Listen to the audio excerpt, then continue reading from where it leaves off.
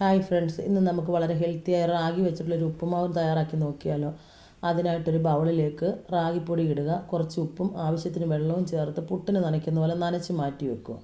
അതിനുശേഷം ഒരു സ്റ്റീമറിലേക്ക് ഈ നനച്ച് വെച്ചിരുന്ന മിശ്രിതം ചേർത്ത് ആവി കയറ്റി ഏകദേശം ഒരു 5 മിനിറ്റ് ആവി കയറ്റി അത് മാറ്റി വെക്കണം.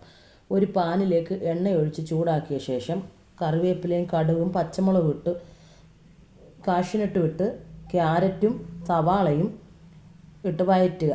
ഏകദേശം അതിൻ്റെ പച്ചച്ചുവ മാറുന്നത് വരെ വഴറ്റിയ ശേഷം ആവശ്യത്തിന് ഉപ്പും ചേർത്ത് കുറച്ച് നാളികേരം തിരികിയതോടെ ചേർത്ത് വഴറ്റി വെക്കുക. നമ്മൾ നേരത്തെ ആവി കയറ്റി വെച്ചിരുന്ന റാഗിപ്പൊടി മിക്സിയുടെ ജാറിലേക്ക് ഇട്ട് ഒരു കട്ട കിട്ടാതിരിക്കാൻ വേണ്ടിയിട്ട് ഒന്ന് പൊടിച്ച് മാറ്റി വെക്കണം. ആ പൊടിച്ച് വെച്ചിരുന്ന മിശ്രിതവും നമ്മൾ നേരത്തെ വഴറ്റി വെച്ചിരുന്ന ചേരുവകളിലേക്ക് ചേർത്ത് മിക്സ് ചെയ്ത് നമുക്കിത് ഉപയോഗിക്കാവുന്നതാണ്. എല്ലാവരും ഇതൊന്ന് ട്രൈ ചെയ്ത് നോക്കുക.